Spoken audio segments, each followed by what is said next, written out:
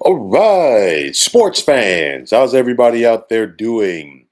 William Martin coming at you one more time here on YouTube with another edition of the 300 Pounds of Sports Knowledge Podcast. The sports world lost a legend yesterday as the great Willie Mays died at the age of 93. Now, there are many people, okay, who feel that Mays is the greatest baseball player ever. And honestly, there's not too many people around that would argue with that sentiment. You think about what this man did on the baseball diamond: 660 career home runs, which is still sixth all time. Major League Baseball's first player to hit 300 career home runs and also have 300 career steals. Willie Mays was also MLB's first 30-30 guy, okay? 30 home runs and 30 stolen bases in the same year. 3,293 career hits, which are 13th all time, a 301 batting average, a two-time National League MVP, and honestly, Willie Mays could have been MVP much more than that. A 24-time All Star, of course. In those days, the All Star game was held twice a year, but he was also a 12-time Gold Glove Award winner. Cole, what's going on? You're saying RIP to the Say Hey Kid, inventor of the basket catch. You know, what you said speaks volumes because when you think about that catch, okay, in the 54 World Series, the magnitude of it.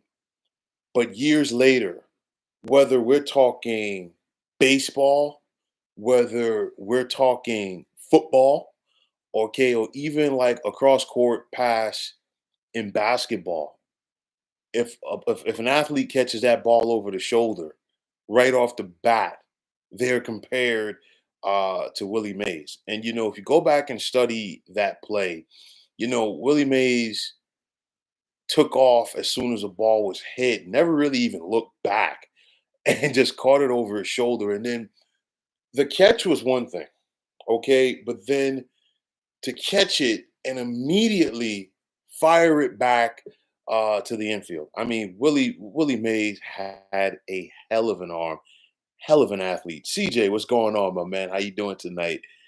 And it's one of those where, you know, going back to the old days, the young generation doesn't understand how big that the parks were in those days. Center field at the Polo Grounds was a cavern, and Willie Mays had a litany of ground to cover there. You think back to the old Yankee Stadium. I mean, to give you an idea of how big that the outfield was in those days, the Yankee Stadium, Monument Park uh, was, you know, on the field. Okay, that just gives you an idea of how deep that it was. But I mean, Willie Mays had range like no other.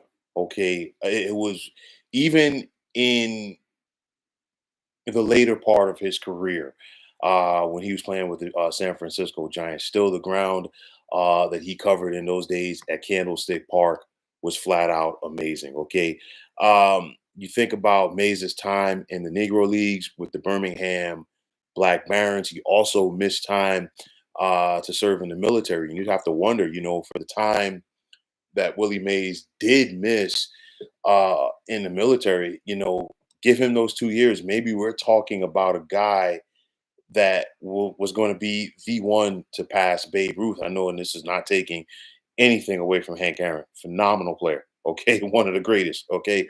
But you just have to wonder, maybe Willie Mays would have been that guy to get to 700. That's how talented that he was. Um, Aside from Willie Mays' time in the military, you also think back to the time where you figure all of those games that Willie Mays played at the Polo Grounds, all of those games that Willie Mays played at Candlestick Park, two parks that were not, you know, quote unquote, hitter friendly. And I mean, you know, you could just watch a game. I think we've all watched games at Candlestick Park, And you've seen how the wind or in those days would just get like just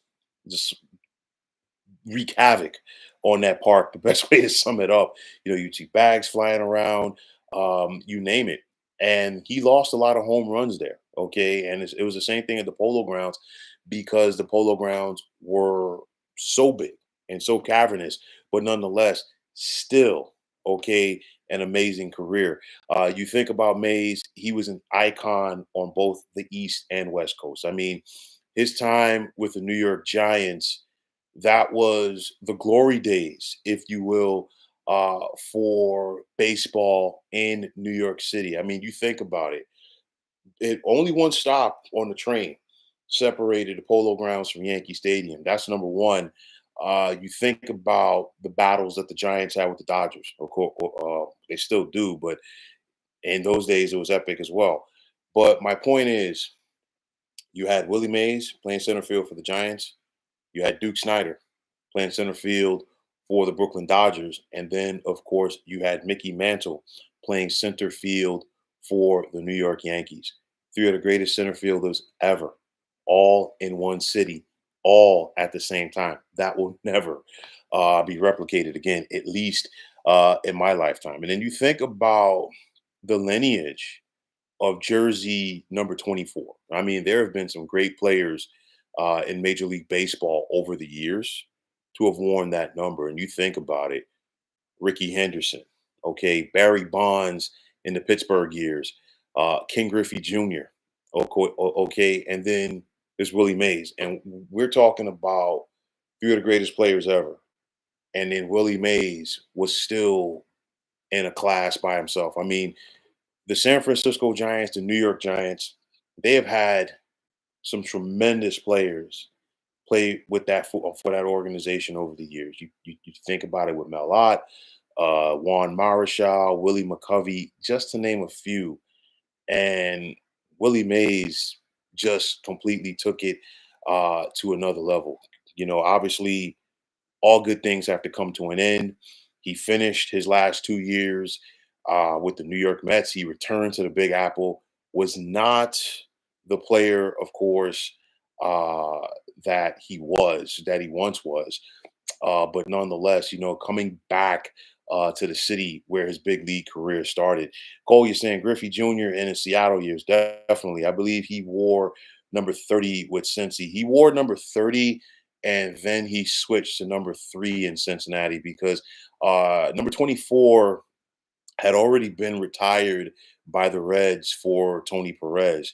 And then, once Ken Griffey initially returned or came to the Reds, it was one of those where he wore number 30 to honor his dad. And then, of course, all of the injuries, and you just have to wonder, what could have been uh, for Griffey. And then he did switch to number 3 because I definitely remember his last All Star game was 2007. That was out at San Francisco. And I'll touch on that in a moment. But he was wearing jersey number 3 for that one. But speaking of that game, Willie Mays was honored. That was 2007 at the All Star game, and you think back to how all of the current players at that time, you know, hovered around just to be in the presence of Willie Mays, and it reminded me of the 1999 All Star game, which was held at Fenway, where all of the great players, the All Star players, were there to just be in the presence of the great Ted Williams. And you just think about great players going out there to, just be in awe of a player that was like looked at like a god. Okay. And it was one of those where, you know, regardless of the sport, there's always going to be one or two athletes in your time that, they step into a room and they have an aura about them. And it's like for people that I've heard and listened to talk about Willie Mays, that's the type of impact that he had. He came back to New York. He finished with the Mets. Clearly, was not the player that he was when he was with the San Francisco Giants, but it gave him an opportunity to finish out his career in the city where it started. And I also think it was kind of fitting that Willie Mays was on the Mets roster in the 73 World Series when they lost to the Oakland Athletics. And you figure, yeah, he came back to New York City to finish his MLB career, but then going back and literally finishing your career in the Bay Area as the Mets did drop that series to Oakland in 7 at the Coliseum. Cole, you're saying you were in high school when Griffey signed with Cincy. So that was probably, I want to say 99, 2000-ish. If my memory does not fail me on that. So please feel free to drop in if you know the exact year. But you just think about it with Willie Mays. There are legends, and then there's Willie Mays. And for me, I think a lot of people, regardless of the sport, they overuse the term GOAT. Regardless of the sport, there's only a couple of guys that you can really put into a category as being a GOAT or being the GOAT. Willie Mays is in that category, okay, when it comes to baseball players, because he was a 5 tool player.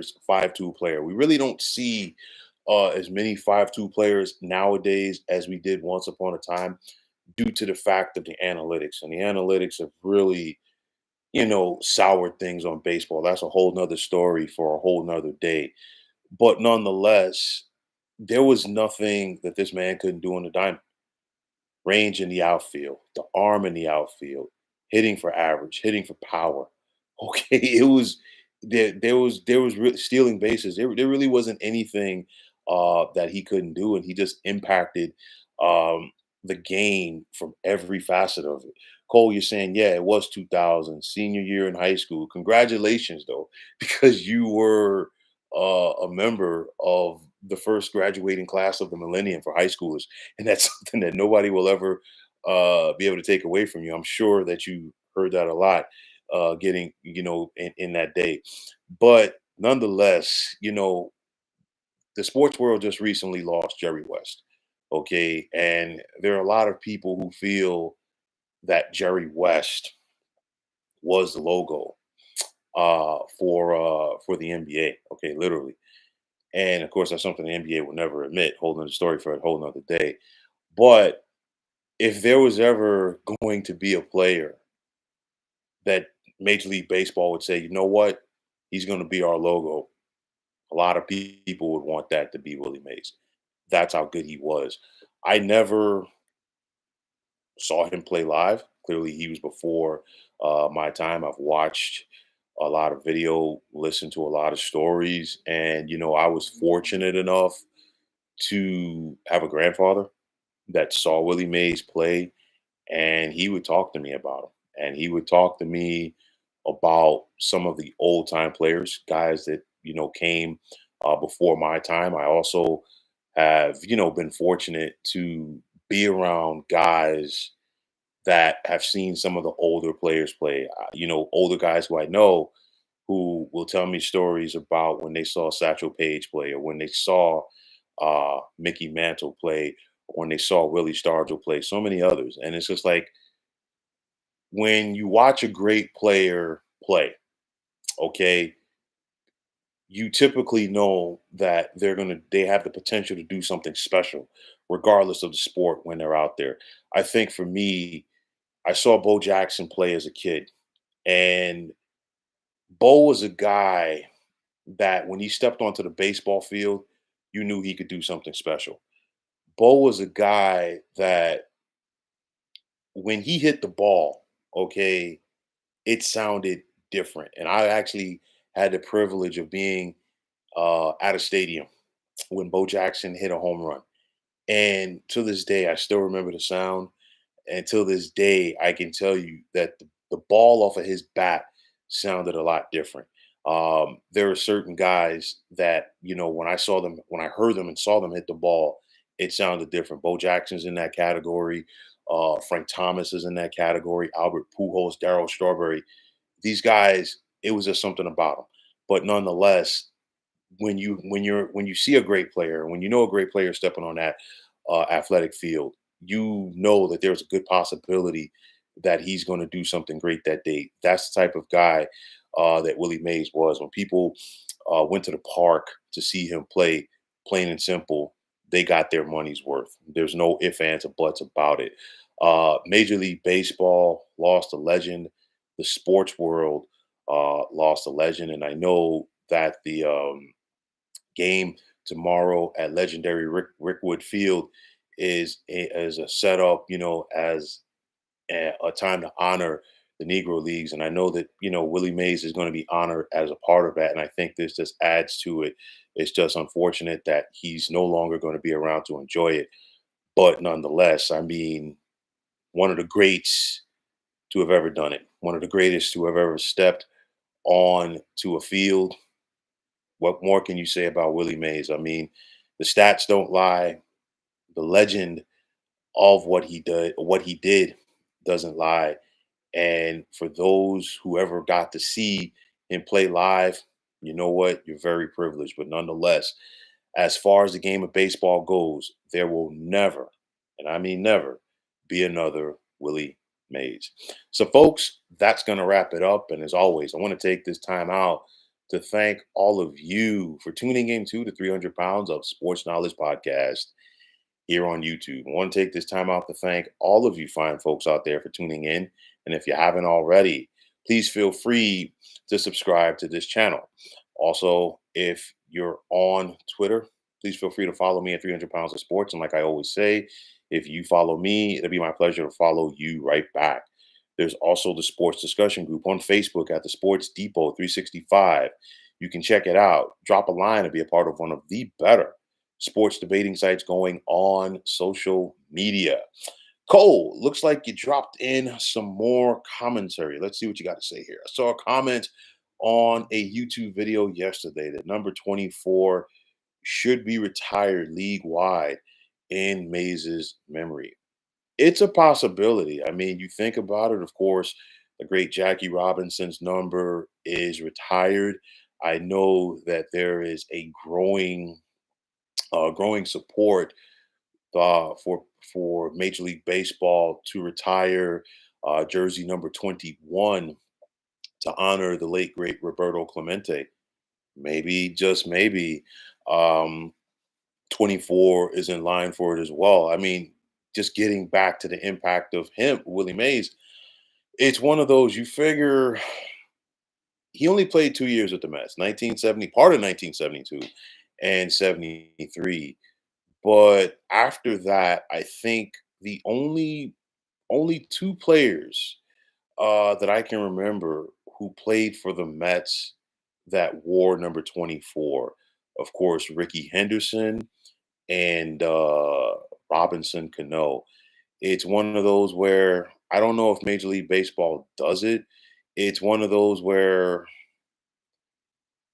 I mean, I'll tell you like this. Clearly, they made the decision for Jackie Robinson. I mean, there's a lot of great players that you can make that debate for. Number 44 for Hank Aaron is another one as well. I'm not sure if they do it. Possibly, maybe, but nonetheless, I mean, again, when you think about the greatest players, and there have been some great players to have wore jersey number 24. And I actually did a survey online about this maybe about 4 years ago. And I asked people, I said, when you think about a number 24 from an MLB standpoint, who's the greatest player to wear it? And also, what player do you identify the most with it? And the bulk of the people who were surveyed all said Willie Mays. So I mean, that's that's what it comes down to. CJ, you're saying you disagree that it should be a team by team decision. Listen, that's definitely fair as well. But I guarantee you, uh, especially right now, being that Mr. Mays just passed yesterday, it's something that's going to be brought up. Will Major League Baseball do it? I'm not sure. But nonetheless, at the end of the day, you cannot take away from the greatness of Mr. Mays and his impact on the baseball diamond. So, folks, that's going to wrap it up. Thank you, Cole. Thank you, CJ, for chiming in tonight. Um, we're getting warmed up for baseball right now. It's mid-June, mid to late June. The All-Star game is right around the corner next month. Things are heating up. Granted, we really only have one division that's, if you want to call it tight, right now in the American League East, the Yankees and the Orioles. Phillies are in control in NL East right now. Brewers holding it down in the Central. Dodgers, even with their injuries, they're still the team to beat in the West. You look at the American League West. Seattle is really distancing themselves from everybody else, and it looks like they're going to win that division by default. And then you got the Central, where looks like it's going to be the Cleveland Guardians once again. Maybe Kansas City can put it together. We'll see. But nonetheless, the divisions, there's no real race, but I still think that we're in store for a solid second half of the season. I want to see what happens at the trade deadline, as well as I think we're going to be in for another solid October because at the end of the day, to me, it's just get to the postseason. Get to the postseason, anything can happen. You look at last year, the Diamondbacks, nobody saw that coming from them as they got to the World Series. You think about it the year before with the Philadelphia Phillies as well. So nonetheless, I think we're in store for some great baseball over the next 3.5 months, and I think it's going to be a prelude to even greater things come October. But nonetheless, that's going to wrap it up. Thank you once again for chiming in. And thanks again for tuning into the 300 Pounds of Sports Knowledge podcast here on YouTube. Be well, everybody.